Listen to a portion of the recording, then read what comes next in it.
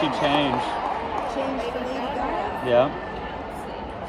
All right, we ready? Yes! So when I decided to hit the road with WW for a full day of wellness, I knew one of the things I wanted to do was to invite some of the country's most influential trailblazers and game-changing thinkers in the world to join me.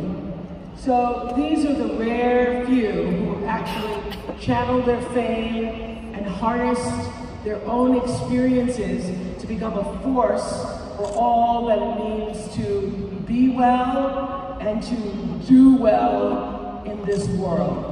So I'm honored that my very first guest came to Fort Lauderdale to share herself with all of us today.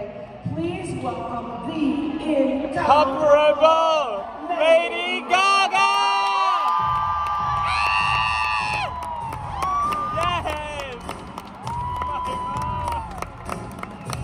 Yes!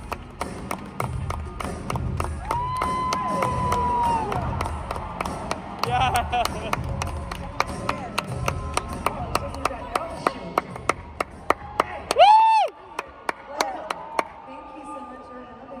Welcome. Let the people observe it all. Yes! Thanks for coming. I was saying to reporters yesterday, I was really nervous about asking you. First of all, because it's one of those things. I was so nervous about asking you. And then you asked me, and I was like, move my vacation. I'd do anything for Oprah. Yes! And that's why, because, people are usually on vacation and just sort of getting back into the new year. But the fact that you said yes so immediately, when we were actually having a conversation that ended up in Elle magazine, and you were so forthcoming and so honest, I was like, we need to be sharing this with some people on the stage. So thank you. Thank you so much. So we've been talking about vision, and everyone gave up their Saturday to come out and start the process of getting clarity for their own vision. They knew you were coming too, so I think you were part of it. Yeah! I think this stadium would have been full without me, Oprah. I think it's the whole package that people are seeking higher ground for themselves. People are looking to make the best life possible. And you know what? I want that for every person in this room, and I want it for the world. Yes. Absolutely. I want to know when you got clarity for yourself about the vision of creating Gaga. Well, at first, when I was younger, I went through a lot of struggles in high school. I was really bullied. I didn't feel good about myself. And I got made fun of. Why do you want to be a singer? Why do you want to be a musician? Why do you want to be an actress? And I felt so secluded and isolated. And it was time, once I dropped out of college, I will admit, stay in school. But I dropped out of college because I was like, I have to pursue my dreams as a musician. This is what I want. And it was in creating Gaga that I was able to create a superhero for myself. It was a vision for the me that I wanted to be. I wanted to be confident. I wanted to be filled with self-compassion. I wanted to be filled with compassion for others. And I wanted to share my story and my vision of the world with the world. And so you created this sort of alter person, Gaga. Who now has become me also. I mean, I don't know what happened, but that's what happens when you have a vision for yourself. You see, you can be here, right? And then you have your vision, and then all of a sudden, the two merge. They come together. You become aligned. Yes. And you say that Lady Gaga, the creation of Gaga, actually gave Stephanie the wings to fly. Gaga, myself, has given me the wings to fly, and what I was going to, add is that now, after after almost over a decade of being in the industry, I really recognize my position that people are watching me. Now, I could hyper-focus on being objectified or being in tabloids or being gossiped about. But you know what? I'm thinking to myself, oh, the world is watching, and I have something important to say, and I want to change people's lives, and now my mission is different, and I have a responsibility to this whole world.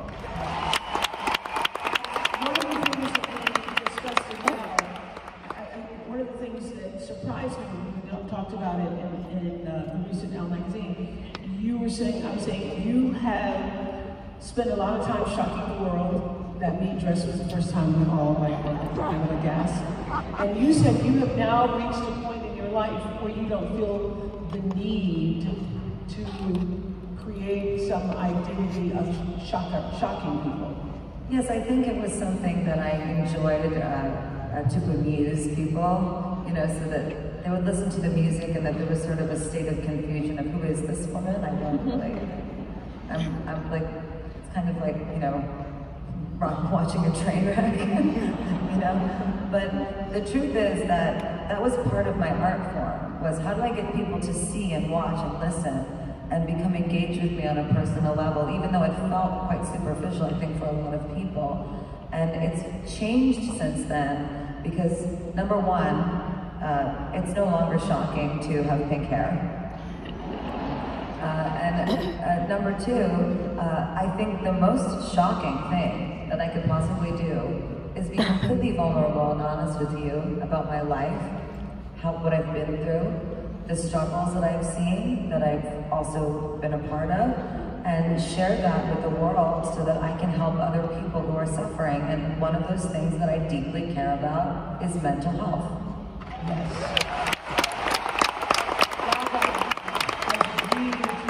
So graciously to be a part of a series that I'm doing for Apple TV with Prince Harry on mental health, and she's agreed to allow us actually to follow her through a lot of the process. One of the things that struck me when you were at the Oscars and everybody started whispering about, was it true that you and Bradley were not. And Gaga, tell them what you told me. I said we did a really good job at fooling everyone. Because they're actors. We created that. They created the whole thing because it wouldn't have worked if you didn't believe that they were in love. I mean, I don't know if everyone here knows who Ginger Rogers and Fred Astaire were, but would you have wanted to watch them perform and look like they hated each other? So, one of the things I loved was your speech, where you laid it all out there in the few seconds that you had. You said, if you're home and you're watching this right now, all I have to say is this is hard work.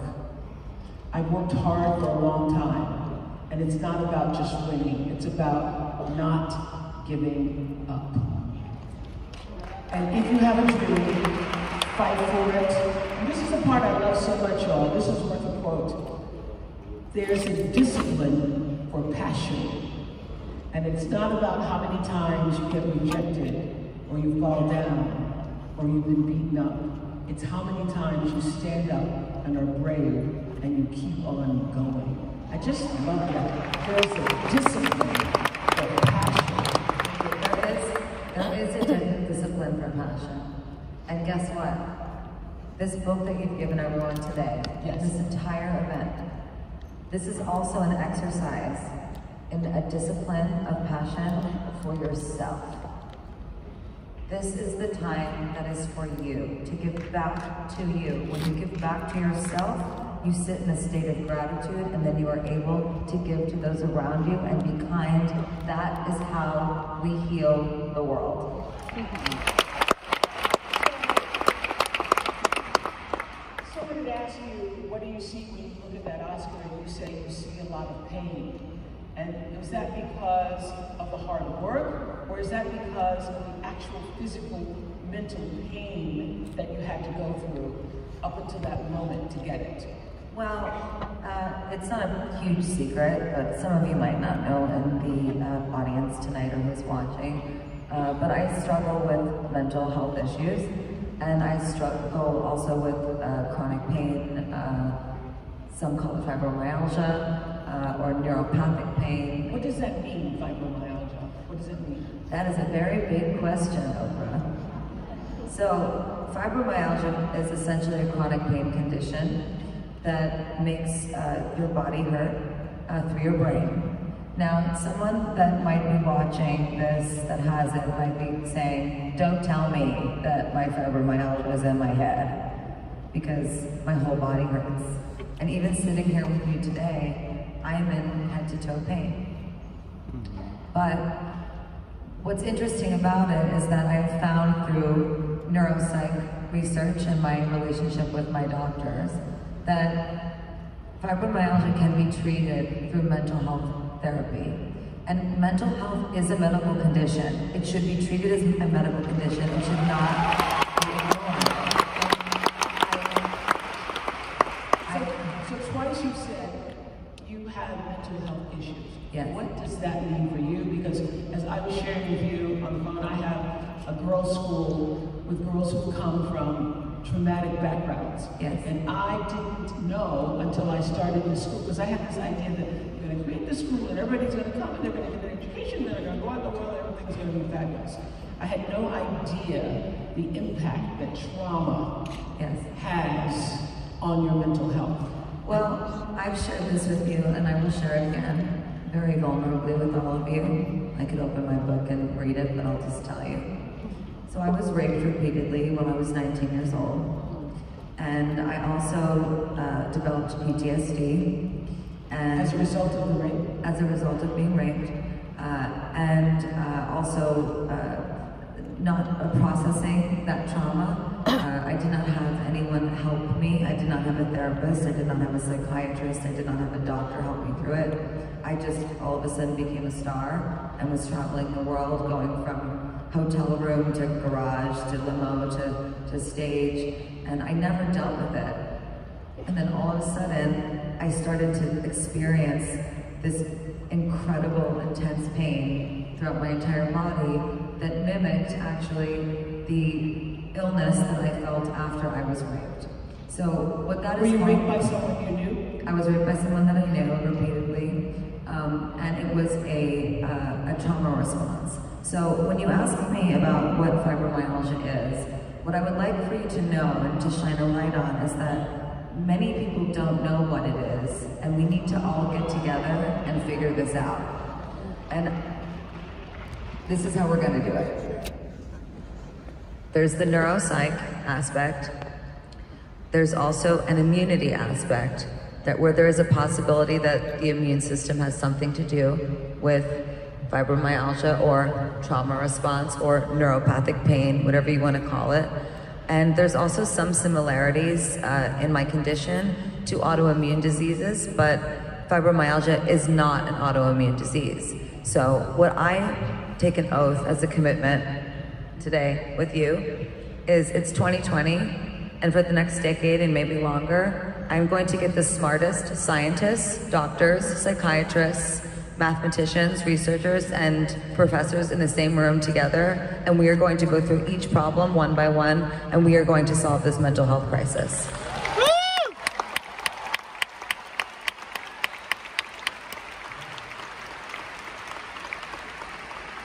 So when you are raped and you have no way of processing that, the triggers come in all forms, in ways that you cannot predict, and show up in your life in areas that at the time you don't know that this is mental illness.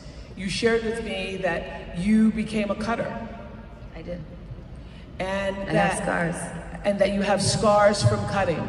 Can you explain to me, because I have girls at my school who cut, and I still to this day don't understand what it means. And I know if you are in this audience, some of you have raised daughters who were cutters. Yes. What is that? Well, I like to say I used to cut. Yeah. As opposed to saying cutter, and I think I did say that with Yes. you in our interview. I love you too, sweetheart. I like to say I used to cut as opposed to I am a cutter, because then that I identify with it. Yeah. And that's not healthy for me. And when you speak things out into existence, you're feeding back something to your brain that you don't want to. Right. So I used to cut. Cutting for me, I believe, happens for a variety of reasons. I also used to throw myself against the wall. I mean, I used to do some horrible things to myself when I was in pain. And the truth is there's two reasons I believe that this happens. And this is my own personal expertise just from my experience. Is that for half a second, right, if you cut, you get some relief from the other pain that you're feeling because you have pain somewhere else. But then after, what happens is then you see the blood, and then you feel chaotic, and then you spiral more and more out of control, and it is actually not helpful in any way, and it is going to make your spiral worse. It will make the neurotic state that you're in something that is going to be prolonged instead of shortening the amount of time that you're in it. Another reason, though, that people cut also is to show. And my mom and I always say with Born This Way Foundation, tell me, don't show me. So sometimes I would cut because I didn't want to feel pain, and other times I would cut because I wanted to show people that I was in so much pain, That you were in pain. that I needed help. Yeah. And so, when you were speaking on stage at the Oscars about working, it's not about winning, it's about never giving up. All the times you were beaten up and you kept getting up. What kept you getting up? All of you.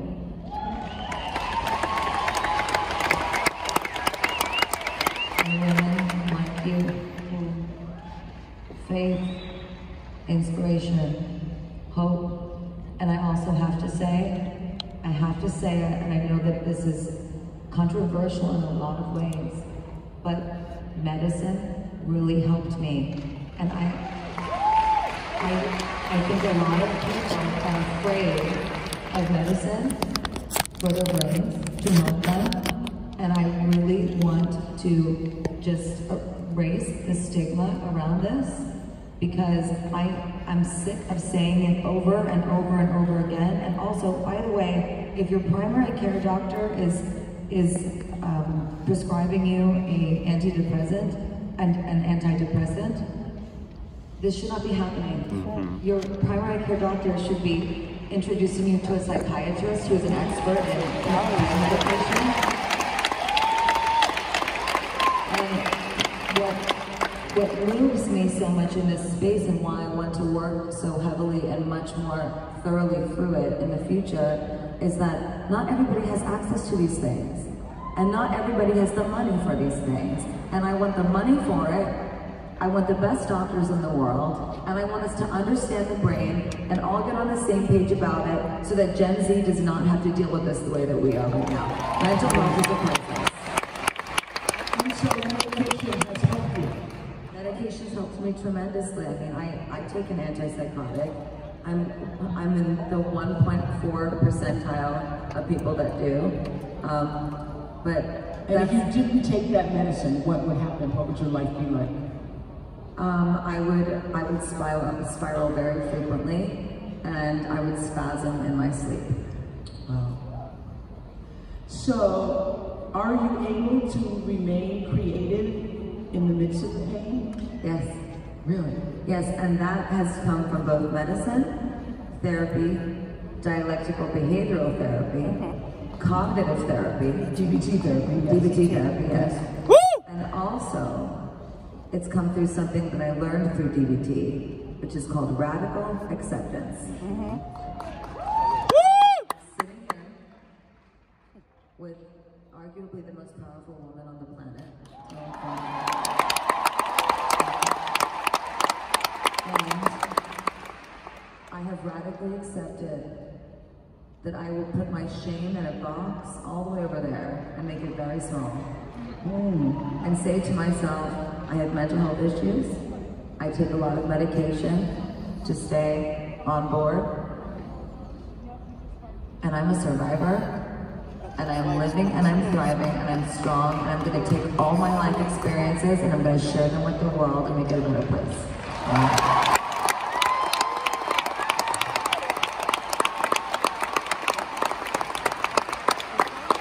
This is what we've been talking about today, that you can't move forward with anything in your life until there is actual radical acceptance. You have got to, listen, I needed it like a glass of wine when they told me this. I remember sitting with my doctor, his name's Andy. And Andy's like, you need to radically accept that you're gonna be in pain every day. And I was like, are you kidding me? I was like, that's how I'm gonna heal? It's just by accepting that I'm gonna feel awful all the time. I'm gonna be in head to toe pain constantly. And he said, you have to radically accept it. And guess what? It took a little while, but I did. And you know what else happened after that? What? Slowly, the pain dissipated. Slower and slower and slower. And then all of a sudden, I can function. Because I was on the couch, Oprah.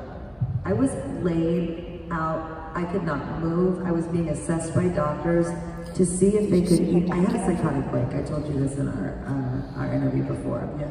They were just trying to see if they could get me to move at one point. And radical acceptance was key. Also being open to taking medicine and also being open to talking about my trauma. And it's one of the hardest things that any human can face. And it's a lot easier to go home and have a bottle of wine or 2 or 3, right? Yeah. Like just numb it all away. Right. Or dig deep. Well, I think this idea of radical acceptance applies to every crisis, every difficulty, every challenge in your life, as what I was saying earlier, that all stress comes from wanting something to be what it isn't, and it doesn't change until you first accept it for what it is, and then make a decision about what do I do next. It's problem solving. You know, it's something in DBT that they teach you is about emotions, and then I'll explain it. So if I say I am upset, right? Then I'll say, why am I upset? And then I will write down all the reasons, and then I will check the facts. And if the emotion of feeling upset fits the facts, then I'll go to the next stage and I will say, okay, what action am I going to take now to solve this problem? So if I'm upset because I'm in pain, right? Then what's my action going to be? I'm going to take my medication that's going to help me. I'm going to reach out to a friend or my doctor and tell them that I'm not feeling well. And I'm going to try to get to the core of the issue inside of me and speak it out into existence and do the cognitive work to say, I am upset because today I am triggered about being raped when I was 19 and I'm having a trauma response and I'm going to take my medication and I'm going to try to calm down my nervous system as much as possible so that this pain dissipates.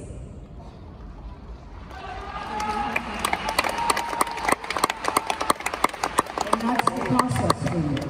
That is the process. That's one of many processes. I can get triggered by lots of different things, by movies, things that people say. I could get triggered by this conversation. Yeah. I'm not. Whatever. I want you to be triggered by this conversation. You know what I found interesting? You became famous really quickly, even though there had been so much work put into getting to the point where we then knew you and you became famous.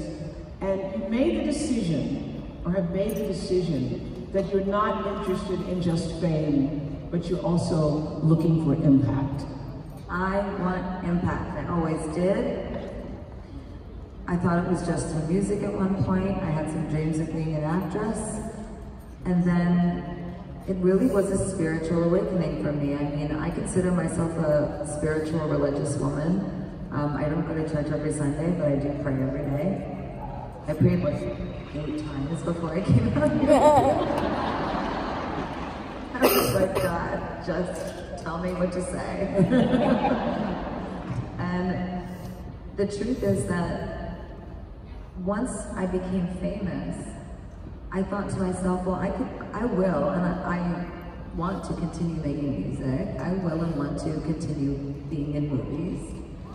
But I want to help people. These people that come to my shows, I don't want to just take your money and sing for you. I want to help change your life. And I have all this life experience. And I can't, you know, when I talk to God, right?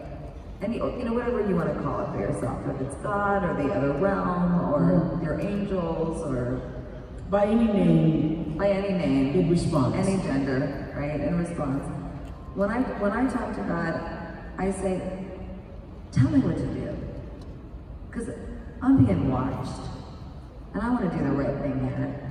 So tell me what to say. Tell me how to say it, and help me see the path. And if you show me that path, I will walk down it. And do you know what, Oprah? Look where that path has led me. I am sitting right next to you. Every time. What has been your greatest spiritual awakening? Greatest spiritual awakening? I think my greatest spiritual awakening actually has been quite recent. I think it's that I realized that I have the chronic pain that I have for a reason. And I don't mean to be like, God gave it to me, you know? And I also don't believe in that, like, you know, karma thing where, like, you're sick because you did something bad. Yeah. But I do believe that this happened for a reason. All the things I've been through, I think they were supposed to happen. I was supposed to go through this. Even the rape? Even the rape, all of it. I think I was supposed to go through all of these things. I radically accept that they happened. And I think it happened because God was saying to me, I'm going to show you pain. And then you're going to help other people who are in pain because you're going to understand it. I can't look away, because now when I see someone in pain, I can't look away because I go, oh, no, you're in pain. I'm in pain too. And then now, I'm in problem solving mode. I got my suit on and my heels and I'm ready to go. Yes. So, this wisdom came from this pain. What has been the lesson that's actually taken you the longest to learn? How to be wise. Ah. See, there is the rational mind, and there is the emotional mind. And I think from day to day, we all experience ourselves, if we're mindful in some type of way, which I think this is good to be mindful about, is, am I operating from an emotional space today, or from a rational space today? Meaning, when I say rational, I mean cerebral, like intelligence, thoughts, facts, you know, just really pragmatic. And emotional meaning, like, am I operating from the heart? Am I really upset because my boyfriend broke up with me and I'm a mess, you know, and I'm just being completely irrational? Wise sits in the center. Wise is when you are both rational and emotional at the same time, and those two things meet and you become wise. And that was the lesson that I learned. I mean, I had to learn how to pull myself back from either place and then sit in the center, because actually a psychotic break, and if you look in the brain, or this sort of a metaphor about the brain, it's like if you're centered, you're in here. Because you had a psychotic break. Right? I had a psychotic break. I'll explain what happened. Okay. So here's my brain, right? Here's my center, right? And then I was triggered really badly in a court deposition. And I just, like, this part of the brain where you stay centered and you don't disassociate, right? It went like this. It slammed down. And my whole body started tingling and I started screaming. Where were you? I was in a hospital. And it's very difficult to describe what it feels like, other than that you first are completely tingling from head to toe and then you go numb. But what is essentially happening is the brain goes, that's enough. I don't want to think about this anymore. I don't want to feel this anymore. Boom. And you literally break from reality as we know it. You break from reality as we know it. You have no concept of what's going on around you. There is nothing wrong, but you are in a traumatic state that you feel like I remember going into the hospital and screaming, why is no one else panicking? Why aren't you panicking? And then they brought a psychiatrist in, and I'm in head to toe pain at the same time, right? And they brought in a psychiatrist, and I said, can you get me a real doctor? And he was like, hey, so nice to meet you. And he sat down, and I was like, I need medicine. I don't feel well. I can't feel my life. Help me, right? And then he just said, I need you to explain to me what happened today. And I was so annoyed. But I'm telling you this story because even I, who run Born This Way Foundation with my mother, was irritated that they brought a psychiatrist in to help me.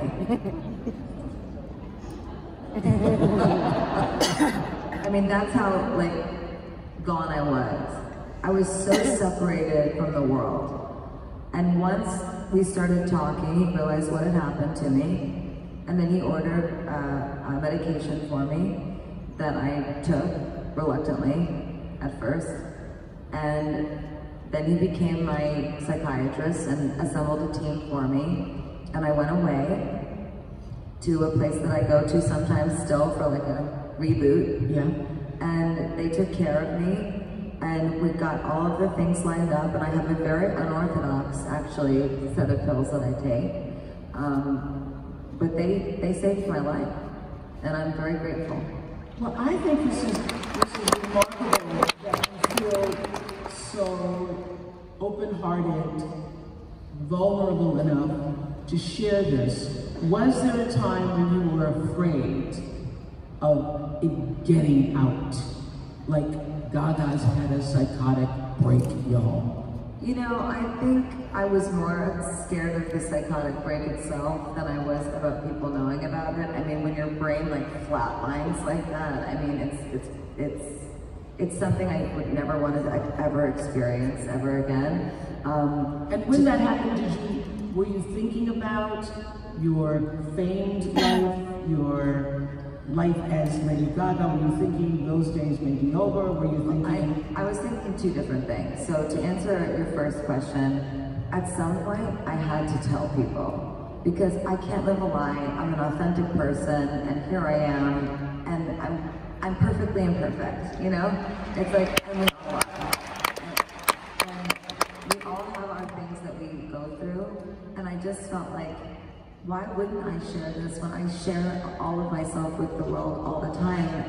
And I could maybe help people that have had psychotic breaks, or maybe are on the verge of having one, and spread my message. But when I was there, one of the very first things that we talked about in my therapy work was objectification, and that I didn't feel that I belonged to myself anymore. I felt that I belonged to the world. Wow. So how did you get you back for you? A lot of hard work. Yeah. Are you still in the process of that?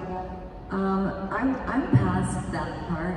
I feel that I belong to myself now, and I feel also that I belong to the world. And I've made peace with those things, and I'm happy with them. Mm-hmm. But it takes the hard work the same way that this book is hard work. Yeah. Meaning you have to go in and you gotta really answer those questions. Like, don't be crafty. Don't try to get a good score. I thought some people, we learned a lot by watching people do it today, because I think for some people it's the first time they've ever actually asked themselves that question, some of these questions, and it takes time to actually think about what your true answers are. And also the ego. Yes. It's got to go. Because the ego just wants to score high. The ego wants to win the test. A+, yes. I'm perfect. Yes. Nope, don't do it. You're doing yourself a major disservice. Go in there and answer those questions authentically, and then study them and radically accept your score. This is where I am. And wherever you are, That's where you're supposed to be right now. It's where you're supposed to be right now, and then you can actually problem solve. You cannot problem solve if you're lying to yourself. See, I got to a place where I didn't know who I was anymore, so I broke. My brain shut off, right? But once I started to get to know myself again, I was able to, turn Why it didn't off. you know yourself anymore? Is it because you've given so much of yourself to the little monsters, to your fans, to the world, to your work? I just didn't stop moving. I just was moving and moving and working and dancing through insurmountable pain. And I will say it took years for me to be diagnosed with fibromyalgia. And even if you ask my psychiatrist, he doesn't even refer to it as that. He'll call it neuropathic pain or a trauma response. So I was going to the doctor all the time, getting like my whole body x-ray, MRI and everything, for someone to tell me something was wrong. Like tell me I have a herniated disc or something. And they couldn't find anything. And it was so frustrating. So I was also on tour, dancing in excruciating pain. And I wasn't properly medicated. And I wasn't in therapy. And so what were you telling yourself?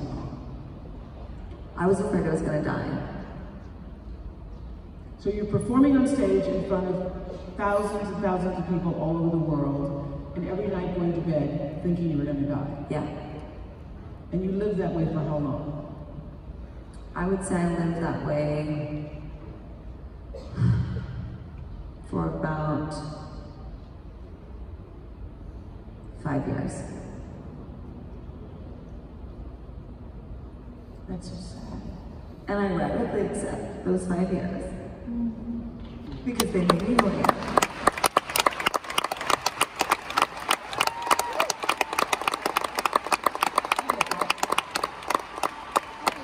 I get that, but it also feels, Gaga, so lonely.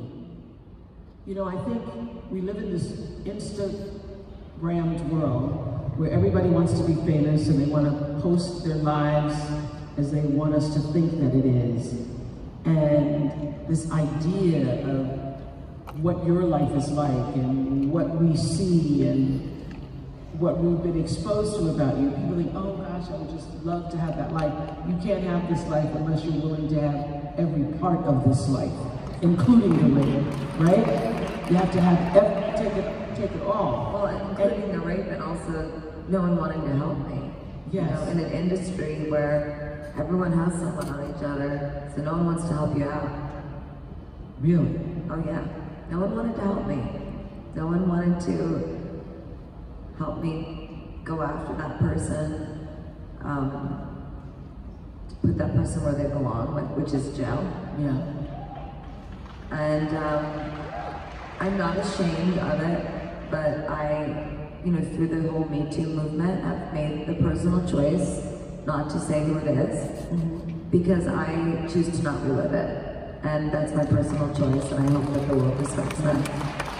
But let's talk about the loneliness for a moment. I think everybody has this assumption that if you're famous, you're always surrounded by people who are doing things for you, and you're being supported and nourished and given everything that people imagine in their lives they would want for themselves. But it's also a lonely journey.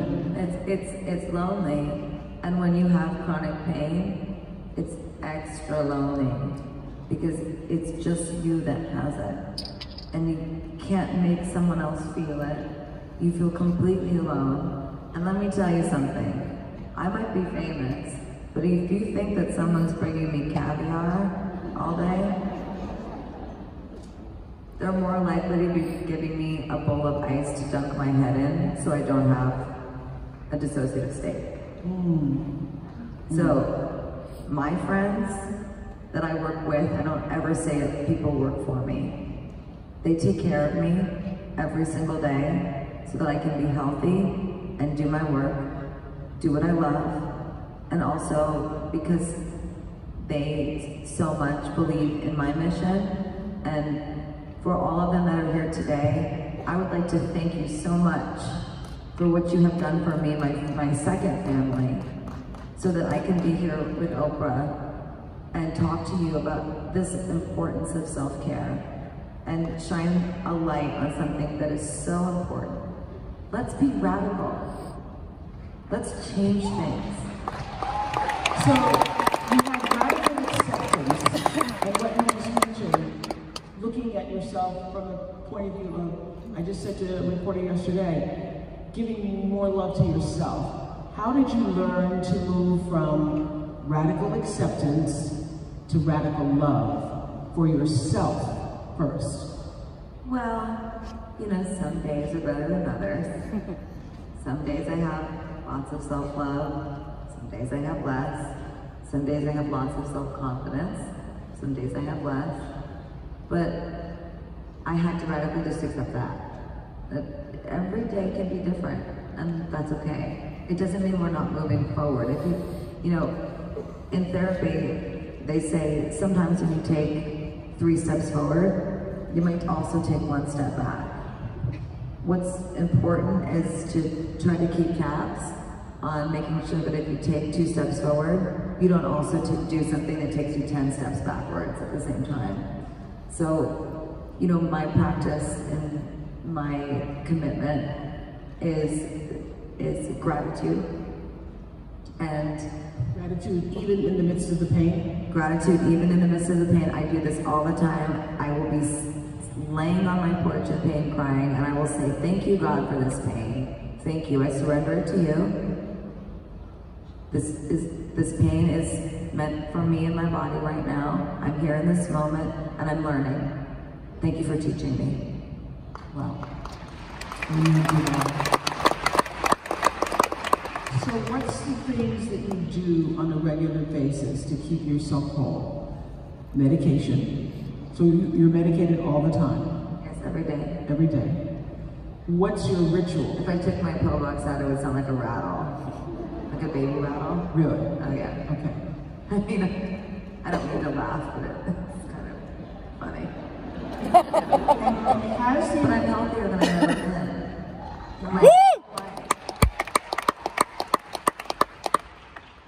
Does the medication affect your creative process at all? It does not affect my creative process. I don't take anything that does.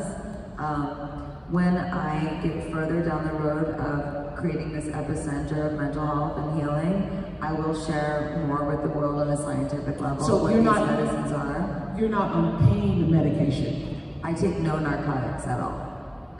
No pain medication, no. If I call my doctor and I'm in a lot of pain, and I say, I need somebody to take this pain away. It's too much. It's been 11 days. It's been 11 days. He says, well, you can go to the hospital and you can ask them to give you pain medication. And then I'm going to tell them no. And it's what they're going to give you is already in your purse. So just go to your purse and take your medication and be in pain in the privacy of your own home. And he doesn't mean it to be not nice to me. It's just that this is how we keep me safe, you know, and this is how I want to keep the world safe as well. I don't want people in pain taking pain medication. This is not the way that this is going to work. People will become addicted, and there is a correlation between mental health and chronic pain, and mental health is the biggest crisis in the world, right? So what's happening is while mental health is the biggest health crisis that we have, right? There's also chronic neuropathic pain being produced by this. So I want to just be clear, because I don't want people leaving here today saying, you know, she's on drugs. I want to be very clear. So you're on antidepressants? I'm on antidepressants.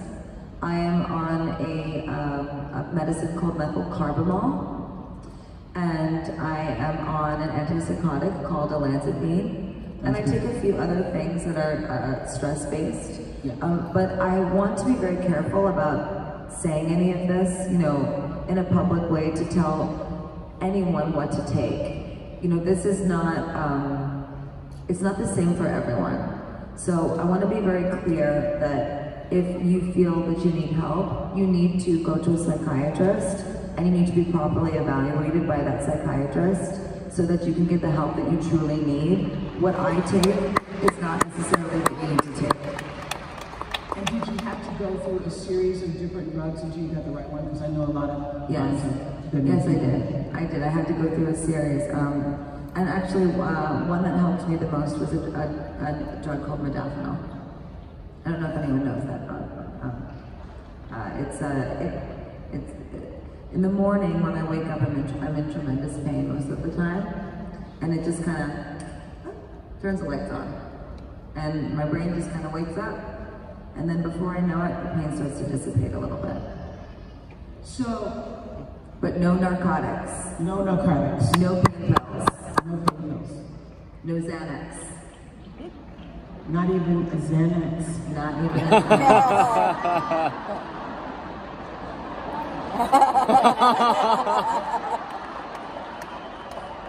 Okay. I'm not judging you. Okay, don't.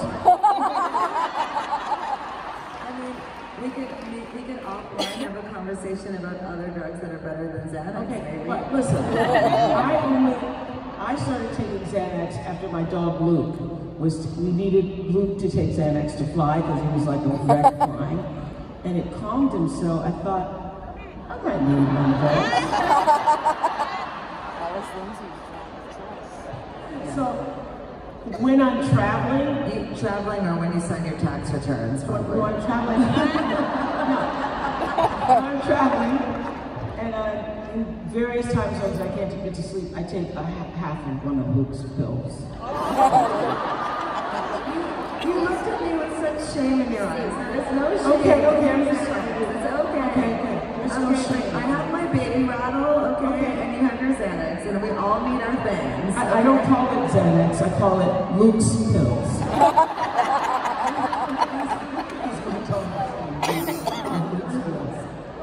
Anyway. No shame. No shame. No shame. No shame. Actually, that is very important because, look, it might be a process, you know, and you might have to try this and then try that. But the important thing is that you're working with someone that's an expert in medicine. So please, when you leave here today, having heard from me about this, or anyone that's watching this later, you know, please leave knowing that I'm sharing my personal experience with you, but I am not prescribing you. For sure. You got that, right? You understand? Yes. Right? Okay? And I'm not at liberty to prescribe you. I just am sharing my story, and I have an unorthodox box of medication, and it has changed my life. So, you use medication, but you also do many other things to keep yourself spiritually sound. Yes, so I meditate. Yeah. I do transcendental meditation. It's great. Yeah. Bob Roth taught me. Bob Roth taught me. Isn't he great? Sorry. Okay. So I do that, and when I slip up on it, you know, it's not the best because it's like, it's better when I do. And sometimes I can be in a ton of pain and meditate, and it goes away. It's amazing. I also work out every day, but I also listen to my body. So if I'm in a lot of pain and deep stress, I might not do either as hard of a workout, or I might, you know, not work out at all. I do listen to my body, and I listen to what it's telling me. I do talk therapy, dialectical behavioral therapy, and I also do lots of other things like opposite action, for example. So let's say you're feeling really depressed, and you're at home, and you've been at home for 7 days straight, and you just can't leave the house, and you practice opposite action. Someone invites you to go somewhere, or you reach out to a friend and you say, hey, you wanna play a game of poker? Get up, get in your car, and go. Opposite action. That's something that I do all the time. You're actively working on yourself all the time. All the time, I actively work on myself. I have to. If I don't, I will sit and I will be in pain all day. So when is the process of creating LG6 happening? Woo!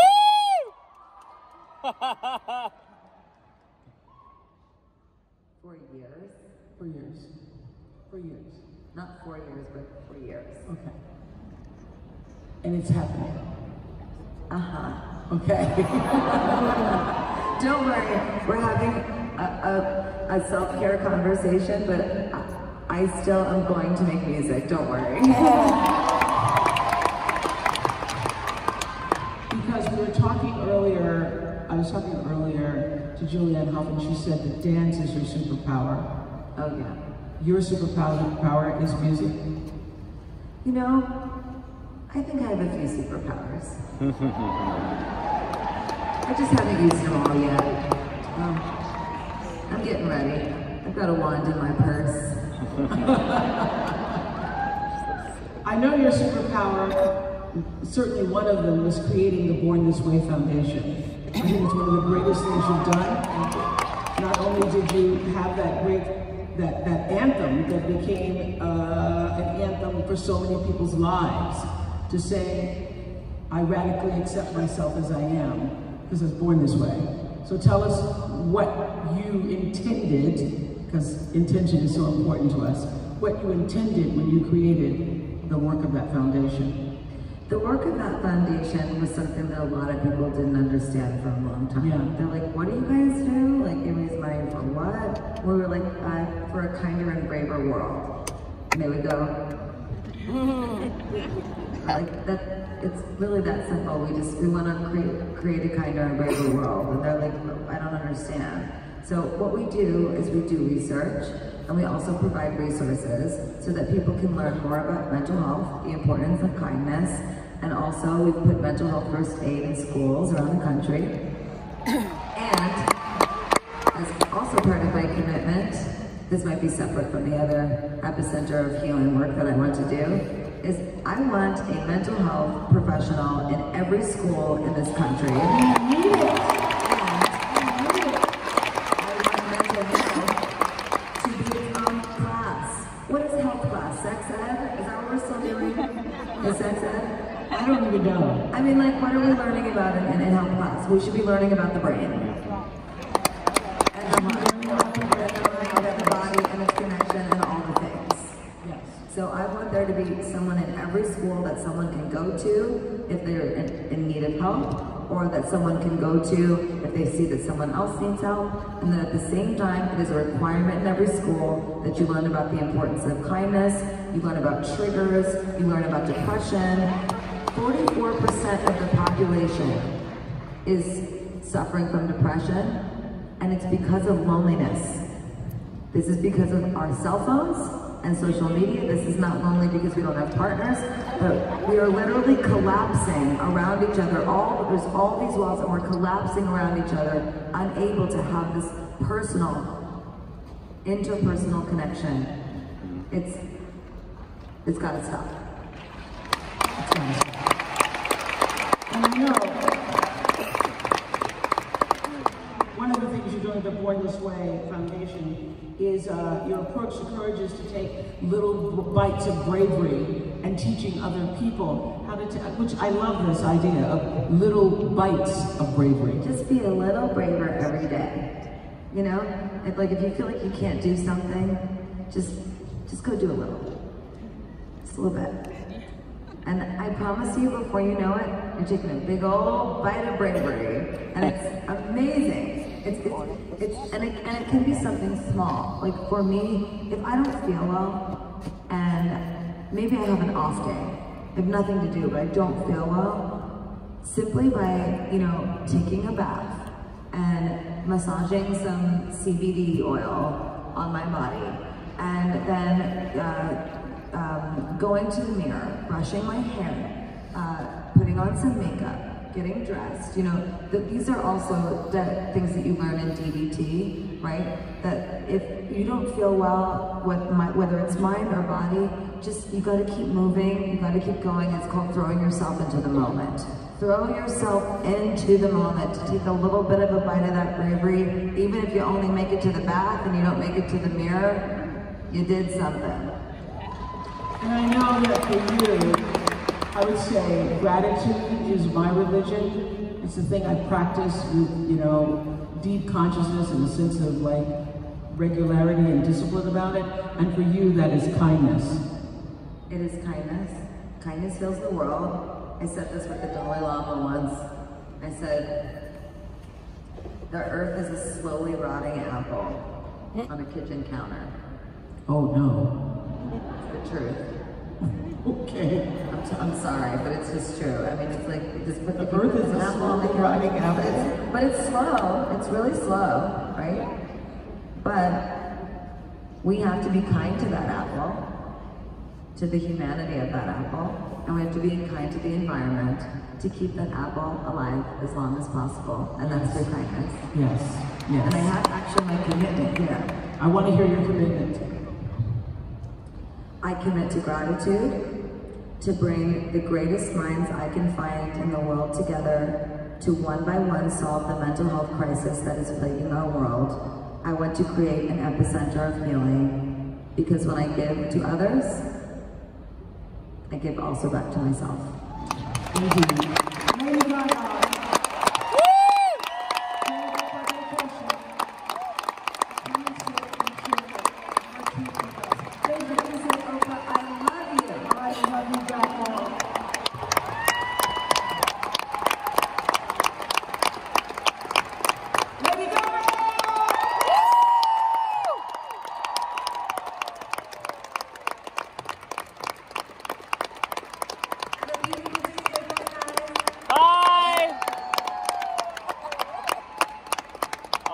Thank you, Gaga. That was fantastic. A lot of truth there. What I love about Lady Gaga, hi guys, is that she knows, understands that her life is constantly unfolding, and yet she sets no limitations for it. I can't imagine anybody else of you living in chronic pain all day. That is, oh, the chronic pain people, hello. I just can't even imagine that. You know, I hate working out so much, I can't even imagine working out, and I'm in pain too. It's a lot. So she, you know, has taught us how to walk through our own fear every single day, sharing her gifts with the world. Thank you again, Lady Gaga.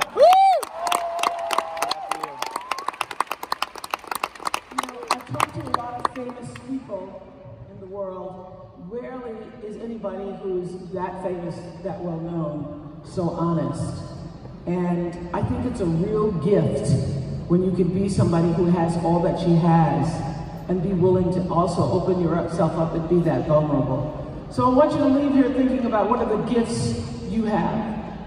I was so disappointed recently when one of my daughters from South Africa, who's in school at UNC and working on her doctorate, called me up and said that she had failed her medical exam, and she studied to be a doctor, and she failed the first round. And I was disappointed, not because she failed, because she said, and now I know that I'm really nothing. Yes, she said that. She said, because I don't have any talents like all my fellow sisters. She goes, I can't sing or I can't dance, and so academics is all I have, Momo. That's all I have. And I said, well, you know what? I have wasted a lot of time and a lot of money and a lot of years of school. If you get to working on your doctorate degree and you fail an exam and you think you're nothing, that means we all failed, because you are not defined by a degree. You're defined by all the gifts that you come to offer.